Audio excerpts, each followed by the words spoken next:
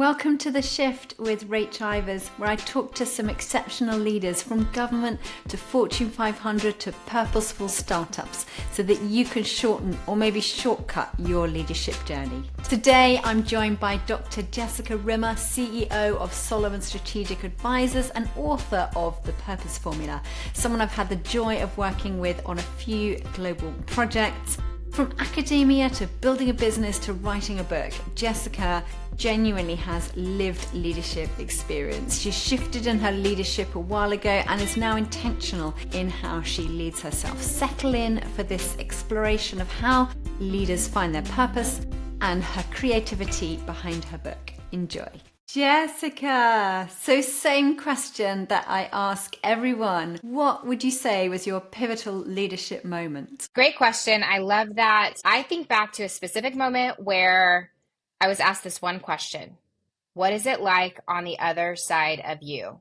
And I don't know if you have ever had a question that gut punched you, but that question gut punched me. And I was an executive in higher education, and I had never asked that question. So the shift was self-awareness is like a powerful tool to really shape the outcomes of your leadership. But as I started asking myself that question, I began to consider the answer, and sometimes the answer wasn't great. So when I looked at that, I began to kind of work through how can I be effective using the self-awareness that comes through that question? How can I be effective as a leader? I think I just had a lot of inconsistency in my leadership. You know, when I had a lot of energy, I was a really positive leader. When I didn't have a lot of energy, I probably tended a little bit more towards the negative. I didn't know that my personality, because I'm kind of a problem solver by nature, I didn't know that problem solving, what it was like on the other side of that, felt like I was constantly critical. And so being constantly critical will lead people to feel constantly criticized. And then you can imagine that cycle, right? That cycle of I'm trying to connect with you, but your perception of me as I'm criticizing you never leads to a good outcome. And so that's probably, just one of many insights that came from asking that question. And who helped you to understand what it was like to be on the other side of you? So who helped you shift in your leadership? Several people. It's interesting. Leadership or self-awareness is kind of a 360 process. Everyone has a perspective on you. And it really can be valuable to listen to the critics. And so I was fortunately in a position where I was responsible for a lot and I had pretty weighty decision-making power. I was the dean of students. And so I did make disciplinary decisions that were not popular among students and that sort of thing. So I actually was leading in the very early ages of social media. So I would get blasted on social media and, my staff had feedback for me. Certainly my supervisor, the president of the university, had feedback for me. And so I began to look for what was true, even from the critics. What's true? What's a consistent theme here? That is really what began to shift my sense of not how do I perceive myself, but how do other people perceive me? Because that's really the key to figuring out blind spots.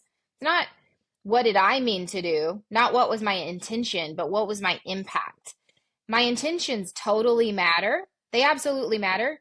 But if they are disconnected from my impact is different than what I mean, then I've got to shift. I think the humility in digging for the gold amongst the criticism, the critics, is a sign of maturity, isn't it? And it certainly led me there. Yeah. I can't say I was like calm or I never cried, right? Like I think that's the thing. You don't cry in your leadership chair, you cry at home. But I think that there was a level of, okay, I've got to thicken my skin here. I need to find the gold and not take everything as a demoralizing statement against who I am as a leader. Well, thank you for sharing that. I think there's quite a lot of practical things in there, like invite feedback and listen to it and certainly dig for the gold and discern like what's true. And also to focus on the impact, not just the intention, because communication is always two-way, isn't it? It's not just that's right transmission. It's how is it received as well. So good, really so true.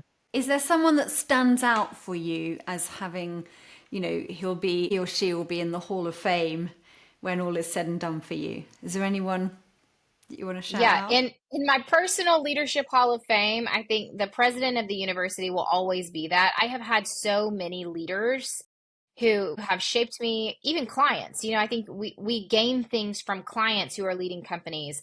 And I could tell you story after story, but that the president of the university for me, when I look back on my entire life, I think working for him will be one of those pivotal moments where it was like, man, he changed my life because he saw things in me I didn't see in myself. So his belief in me and his willingness to give me real responsibility. Like he did not hold back. He gave me real things, whole departments, things that needed to be worked on, fixed, changed. He gave me a chance to really shape a part of the organization or several parts of the organization that to this day still stand, and they built on top of it. I think that's really meaningful. We have to give people real opportunity to fail, real opportunity to build. And I didn't do it right all the time. Like he was super feedback oriented. I remember I asked him once, how do you have this much energy for how much feedback you give me? And he laughed. But I think that leadership experience for me was it came at the right time, and it was the right amount of pressure to develop in me the things that needed to be developed. And he gave you that responsibility with a lot of feedback. So Not a he lot kind of of challenged you positive through it. feedback. Not like, you're so awesome, you can do this. Like, I mean, it was really like a lot of things are still not meeting expectation. And I had to learn to hear that as like, not I'm not meeting expectation, but things aren't meeting expectation, right? Like I Yeah. had So to you learn learned to to hear that. objectivize it, to And make it objective. he's the one who said to me, grow thicker skin. You got to grow thicker skin. And I was like, okay, noted. So like hard feedback, but I think if we could value hard feedback more, we would grow more. Yeah. I think it's one of the biggest growth areas in teams that I work with in education and public sector and entrepreneurs is learning to value the challenge, but to give it as well. But those who Yeah. actually invite feedback proactively, I think, are the winners ultimately. Yeah. I tell that to people I'm coaching is like, the amount of tough feedback you can absorb about yourself, that velocity of absorption will skyrocket you. And if you will ask it, even if you think my boss is overly critical or, oh, these expectations are overly high, if you can be the person who's easy to coach, asking for feedback, you will be the person that grows the most. And I think that that's maybe one way that young leaders are going off course is they're thinking they're being critical of me. So what? If you can take that and find the gold, you will Yeah. grow. And that person, regardless of how much you like them, that person will be a real catalyst for change and growth in you. Um, Wow, so much gold already, Jessica. I'd love to talk about your book. I've been voraciously reading it ever since it came out very recently, The Purpose Formula. And there's a moment in the book where you talk about Eric Liddell, and he said, like, he made me fast. And when I run, I feel his pleasure.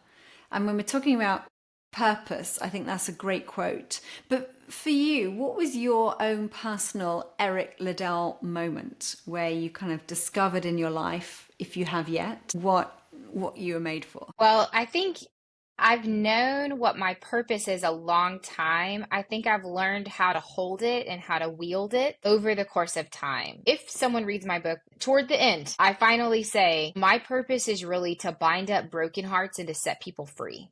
That's what I consider to be my purpose in life. That translates to how I mother, it translates to how I am an executive coach, it translates to how I lead a business. But learning how to say the hard thing, but in a way that people can receive has been an art. I've had to learn how to do that.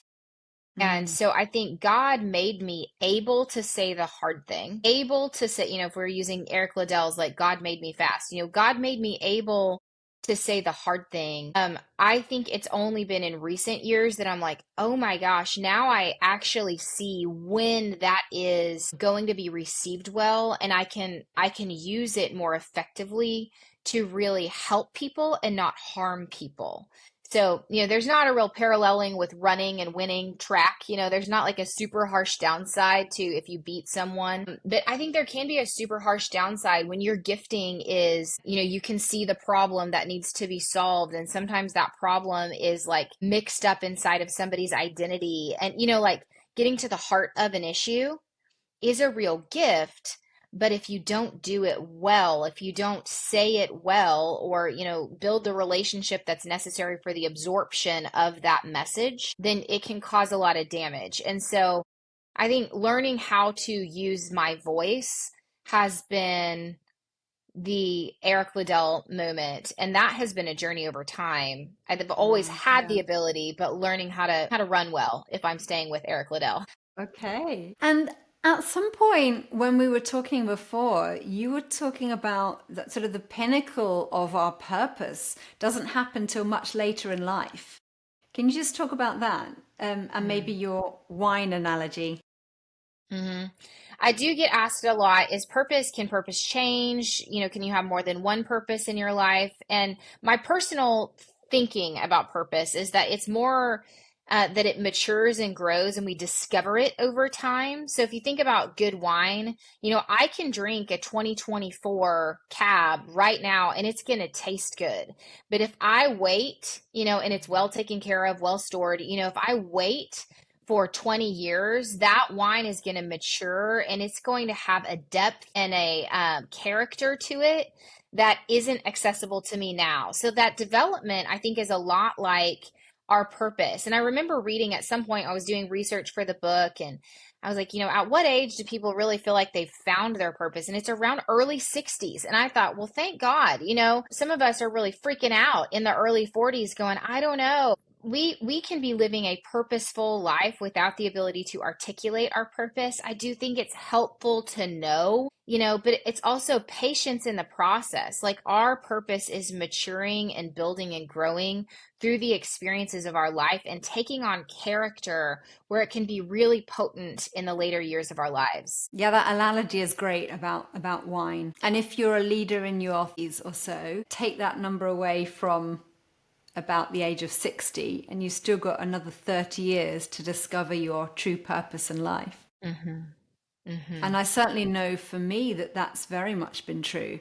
It's been the last 5 or 6 years when I've really looked back on the different parts of my career and thought, they were all for a purpose. They were all for a time as this. And I'm excited to see in retrospect it all weaving together. It wasn't, I'm going to do this or do that. I've been able to do it all over time. Right.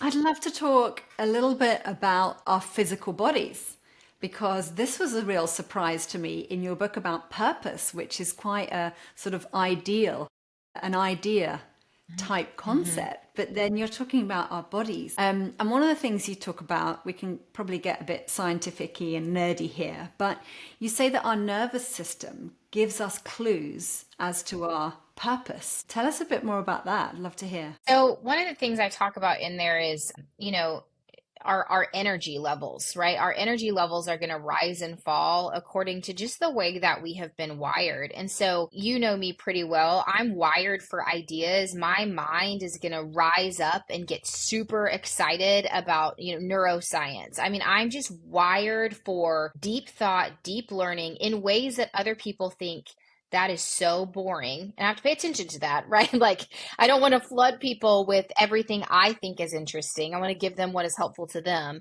But just knowing, like, my nervous system is going to fire an alert in the world of ideas. Other people, their nervous system is going to wire it's just going to alert when it's compassion. Or I think about people who love small children or people who love middle schoolers, and it's your body actually responds to the thing that you love. It's why I think, we talk about desire. Understanding what we love and what lights us up is a critical aspect. Well, our nervous system is the physiological mechanism that we've been given to actually indicate to us, hey, you love that. Dopamine as a neurochemical is actually a pursuit chemical. It says, go get that sandwich. right? Like you love pepperoni pizza. Now I'm being silly, but you love reading, learning, you love serving, go do it, right? So that neurochemical, if we haven't, exhausted it via scrolling, that neurochemical is there to actually alert us to pursue. And so that, I think that wiring, that just that mechanism in our bodies is really interesting because my nervous system doesn't alert on exactly the same thing yours does. Right. So, what we're saying here is really pay attention to our bodies and what gets us energized and excited, or what we feel drawn to. Because when we're talking about purpose, our nervous system gives us little breadcrumbs of clues as to what we should do. And often, if we don't know, if we're in that space where we're a bit stuck, we can try things out, can't we? Go to the library, read For books sure. on a certain area to see if it lights up our nervous system. We can go volunteer in those spaces to see if that lights us up. We can talk to people who are doing that kind of thing. I've got teenagers in the house, so at some point in the next half decade, we're going to be talking about jobs and roles. So I'll have to direct them back to this conversation. Well, and Rach, I think too on that, if I can just go one more step in that direction, people can see it. Like, when something lights somebody else up. And so I've had feedback back to me, my gosh, when you do that, you really come alive, right? Like we're signaling out to other people. And so, in the book, I give a lot of reflection opportunity. You can actually ask people, when do you see me light up? When do you see me at my best? What am I doing? And sometimes those clues come back. So I can remember an experience I had. I was speaking on a stage and it was like, I love this. And it is still a shock to my mind that people don't love public speaking, or that it's like one of the top fears in the world. Like I'm shocked by that, because to me it is a delight. And so I think it's stuff like that. What do people see on the other side of us when we're most alive? That's when our nervous system is firing with joy. And so sometimes people can reflect that back to us because maybe we don't have the level of awareness, and that's okay. But other people are going to see it if they know us and love us. And it's making me think that those who lead teams can help those they lead by noticing where their team members come alive and pointing it out to them. Like you talked about John, who was your boss when you were Dean of Academics, and he was calling you up to lead departments and take on more and more responsibility because he saw that in you. Maybe he saw you getting excited, or like he saw breadcrumbs towards your purpose. Yeah, leaders can do that for others as well. So having worked with you on a couple of kind of global projects in tech sector, like I've seen how rich your internal world is. And when you've had some time to go away and dig into the research on something, like the gold that you come back with is incredible. So when it comes to writing the book, I'd love to just go into the creative process behind you writing that book. And were there times when you felt particularly vulnerable writing the book? Maybe you had to talk to others about something that wasn't yet perfected. Can you share a bit about that? I think there are lots of times writing a book, if you're going to write something that matters, it is going to cost you. It is going to cost you to put something out there. And so even the very first thing that you do in the publishing process I went through was you say, I'm writing a book on X topic. What would you want to know about, hear about if you were reading a book on purpose? And so I got all this feedback, but just saying I'm writing a book was like, I better do it now, I better get that out there. But there were also just other points in time where I wasn't sure how much I was trying to be too clinical. I mean, I was trying to be too research oriented. And a friend of mine read the manuscript at the time and he goes, people want to hear your story. And it was like, I needed permission. Yeah. I needed permission to be that personal. Because I do tend to be kind of professional. I do tend to be kind of like not guarded. I'm very open, but like I'm going to be professional if I'm going to default to anything. And so it felt very vulnerable to go back and add pieces of my story and my personal experience. But I'm so glad that I did, because that's the stuff I'm hearing back on. Right. Yeah. I mean, that's the stuff that I connected to in your book is when you told personal stories that I didn't know about before. I'm so really grateful you kind of pushed through that vulnerability. And what about, like, if I think about the kind of the creative pioneer INTP personality, like that need to share things with others, or that need to kind of connect with and interact with others, might not be there by default as much as for other people. Like, everything is a game of two people.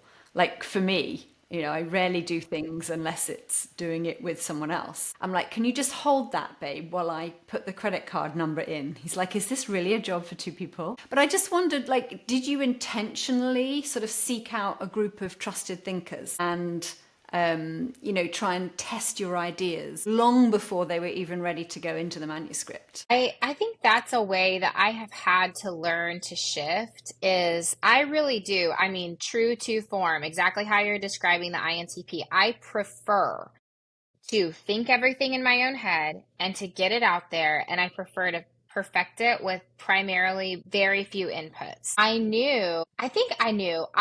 believed, I didn't know. I believed the publishers and my other author friends that it had to be a collaborative process. And so it was almost like I was trusting the process and trusting what people that I do think are smart and have done this. I'm like, okay, if this is what you say I have to do, I'm going to do it. Kind of like going to the gym. If you say I have to run on the treadmill in order, like I'm going to do that, even though it is not my preference, because I believe that the output of that process is going to be better than my natural preferences. And how did you choose who to let into that quite vulnerable space of think I've got something here, but I'm not quite sure? Like, what was the selection process of trusted thinkers who you could trust with the gold in your book half-baked? Well, it was people that I knew who had written books first, right? So I was talking to other people who'd been through the process. And, I realized that maybe not every writer has writer friends, but I have that. And so I'm so grateful because I was able to talk with them and they were so generous. The other thing that I did was I thought through the voices. So your audience may or may not be aware of the 5 Voices tool, but I was like, okay, if this is going to resonate with people, I really need all 5 voices to give me feedback. And so I picked people on purpose by voice. I said, I need somebody who, and then I emailed and said, hey, I'm writing this book. I really need your feedback and I want your honest feedback. And they would reply back, can you give me a little more direction on the feedback? Because I think they're just kind. And so I went through that process of like, okay, what are the various perspectives? How do I make sure I've got as much cognitive diversity in the feedback process so that I'm really being effective with my messaging and I'm not thinking that I've been more clear than I am, or I'm not thinking that I've been more connected than I am. And that's great. I love the way that you're intentionally choosing your your purpose formula advisory board, like based on all the different ways of thinking, getting energy, of making decisions, of actually executing on things. So covering all bases. What about at some point you decided, we're ready, we're going to do this. This book has got to go to print, or got to go to the publishers for editing. Like, at what point did you know that your book was ready? And why didn't you sort of procrastinate, or why didn't the perfectionist tendency keep you back from ever publishing it? I think having written a dissertation helped a lot. I had to get that, well, my dissertation's a lot bigger than this book, right? Like I had to go through the process of just a done dissertation is better than an undone one, right? Like, I mean, because I pushed myself across that finish line, I think that, and I had said, I'm writing a book. I have to get this done. So I think that public accountability was really important to me for just making sure that I really did get it out there. It did take longer than I wanted it to.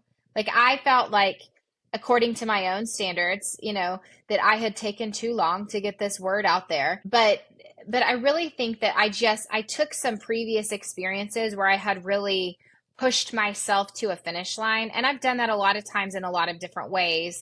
And I just used that same ability and pushed this across to a finish line.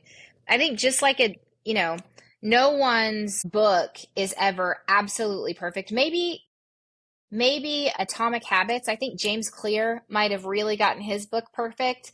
But like, I think no one's book is absolutely perfect. Like they would never go back and change anything. But it's, have you met your own standards of expect? Can I look myself in the mirror and say, I did as well as I could and I finished the race? Right. And done is good. Done is good. Talk to the world and make yourself accountable. Mm-hmm. So let's just look at disappointments for a minute. Like that's the whole back third of your book.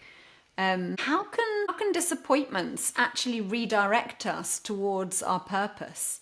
Like that's an interesting concept. Can you unpack that a bit? Well, so for anyone who might not read the book or hasn't read the book, there's 3 aspects of the purpose formula: design, desires, disappointment. So I unpack each of those pieces after talking about what is purpose generally. But I think disappointments to me are maybe some of the most powerful. That's emotions are real clues about what matters to us, positive emotions, negative emotions. Well, we learn the most from failure. We learn the most if we'll allow ourselves. We will learn the most from some of those more negative emotions. And I think that that learning process is really the completion cycle. When you look at even studying trauma, people who have experienced trauma, real traumatic events, or major grief losses, the people that grow and are resilient, which resilience is the human design. Like we are meant to rebound. And so people who complete the cycle with learning are the people who gain resilience. Yeah. People who do not complete the cycle of disappointment or disaster or whatever might have occurred in someone's life, they don't complete the cycle, are the people who are ultimately ongoingly injured. And so I think in our lives, whether it's professional or personal disappointment, or even just something that is deeply frustrating to you and it's an issue like homelessness or criminal justice is a big discussion in our state here in the United States. If that really fires you up and you say to yourself, that should not be, that lives in that disappointments bucket and probably is a clue that if it shouldn't be, maybe I'm the answer. If this is a common human experience and people are going to experience discouragement and disappointment, maybe my learning is the healing balm that I can give to other people to allow them to be fully alive. Right. And what you describe there is often what I talk about with clients. What do you get really angry about that's on the television? Like what makes you like really mad? Turn that off. I can't watch it anymore. It's so frustrating. So have you got any examples of maybe people you've worked with or even in your own life where you've shifted towards or they've shifted towards something more purposeful because of a deep time of disappointment? In the book, I talk a little bit about my own story. Early on in college, I had this kind of bout with mental health that was pretty dark and pretty harsh. And what that did is it created a softness for brokenness in me. So I really am genuinely very strong, very capable, very solutions oriented. But the moment I see brokenness, my nervous system will alert and I'm like, okay, hold. Now, I think without having gone through a personal experience of brokenness, and we have this all through our lives, there are opportunities, life is hard. There are valleys in every person's journey. And so when we go through that, if we allow it to change us for the better, it will create in us this depth of opportunity to speak to somebody else's brokenness. So I remember I was onboarding a brand new client. This client, comes in, tells me their leadership story, right? You probably do the same exercise. Give me your history. Like, let's talk about the things that have shaped you. And what I recognized was, oof, there is so much brokenness. Well, executive coaching is not therapy. Like, I'm not there to therapize your past. I'm there to help you achieve the goals in your future. But I took note and I thought at some point, we're going to have to come back and deal with that really shattered piece. It felt like Humpty Dumpty, right? Like Humpty Dumpty has been pushed off the wall. And at some point, we're going to need to put those pieces back together. And so it's been in over the course Yeah. of time of developing that relationship, I've just held that space. And even Mm. recently, that client finally came back and said, okay, I am ready to get really serious about not being stuck anymore. And I was like, great. Okay. Yeah. Now we can do some work of building.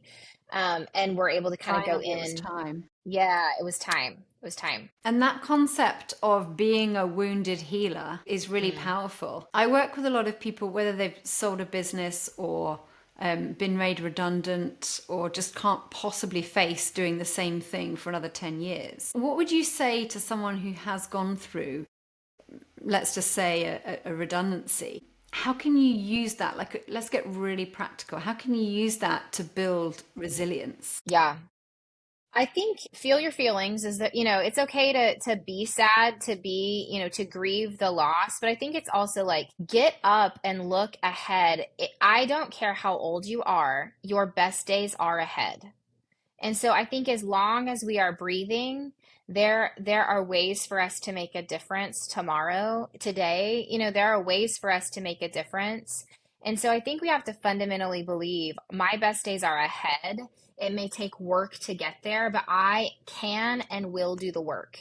And I almost make people say that out loud, like I want you, I can and I will do the work. And it's again, like this is my style. I'm a little bit like, okay, here are options. We are either going to stay stuck or we're going to get unstuck.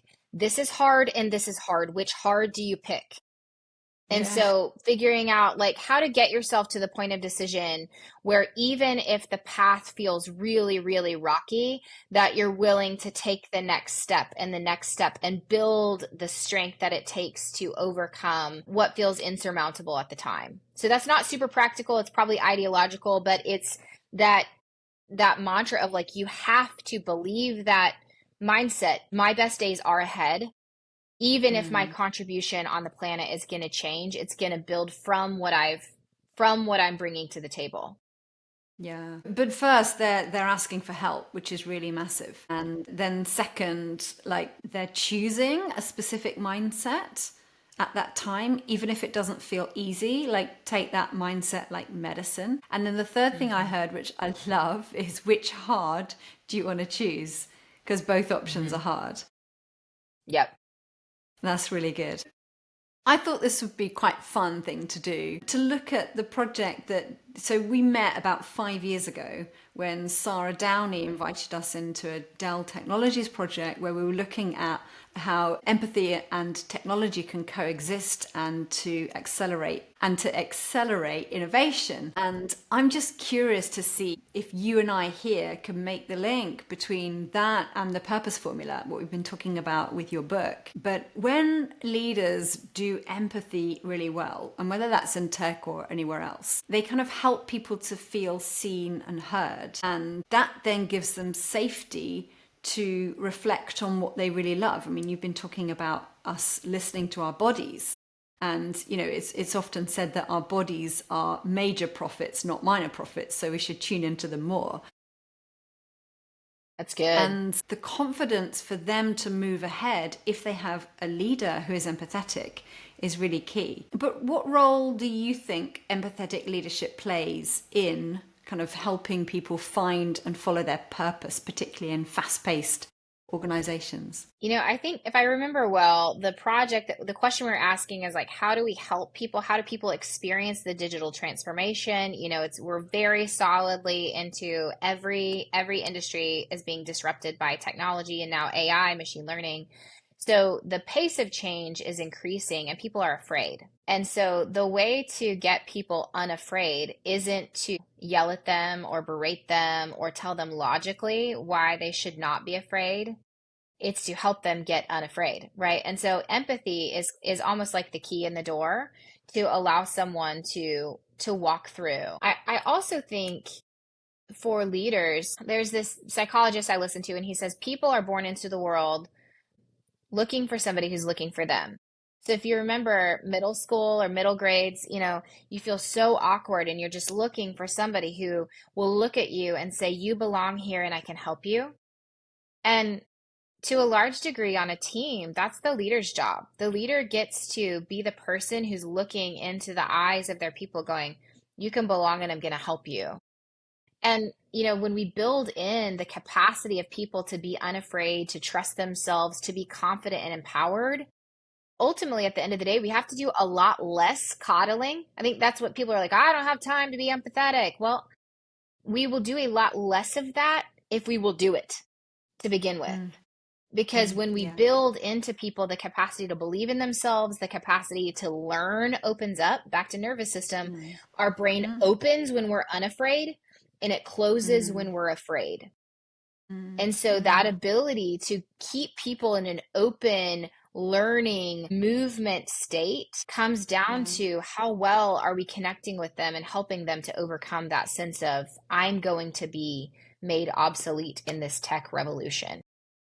So even by helping people to understand fundamentally you belong in this team, which is actually more simple than we think, and by helping them to feel heard and their contribution is needed in this team, actually opens up their brain, which can then open up innovation and them hearing and fulfilling their purpose.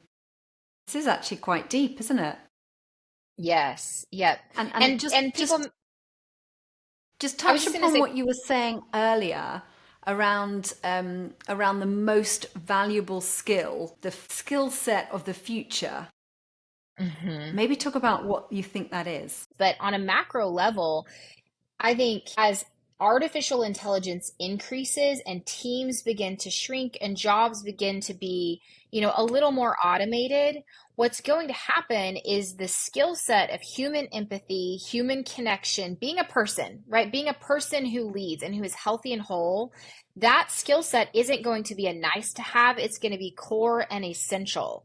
So it's going to be the person who is able to be the most human while also being effective at leveraging technology that's going to be the essential personnel worker in the future. So it's the leader who can connect best with people, who is going to be the most equipped to be leading in the next 5 and 10 years. And I feel like we're coming full circle back to the question that you raised at the beginning. I heard the question and it was like a gut punch for me, which is, what is it like to be on the other side of us? Because really that's what self-awareness gives us, is the ability to understand the answer to that question. And those leaders, we're saying, who have emotional intelligence, relational intelligence, will be the most valuable skill set and the most valuable leaders going forward. That's my belief. I hope this ages well. I think that's the direction of travel with the increase and rise of AI. I think it's a lot less scary than we think it is. And becoming healthier, more whole, more self-aware is a lot more important than we know it is. So as we come into land, I would love to ask you the same question to everyone. If you could eat one meal and one meal alone for the rest of your life, what would it look like? It would be fajitas. I would eat fajitas, guacamole, chips, queso. That would be my meal. And I really think I could probably eat that for many, many days before I would burn myself out. That would be the meal for me. Mexican is a hot choice in our house. So yeah. Great one. Yes. And no one else has said that so far. I would probably echo that. Jessica, thank you so much. It's been fascinating. There's so much more I want to talk about, but I'm really grateful for your time. Thank you. Thank you. Thank you so much. I feel so inspired after my conversation with Jessica. My hope for you listening is that you will feel encouraged that the best is truly yet to come. So keep pressing forward towards those things that are the desires of our hearts, if we will only listen to them, and lean into disappointments as teachers and clues to our purpose going forward. If you liked it, why not share it with someone else who might benefit? Don't forget to follow so you catch future episodes, and check out the show notes for some of the books that we were talking about. Thanks for joining.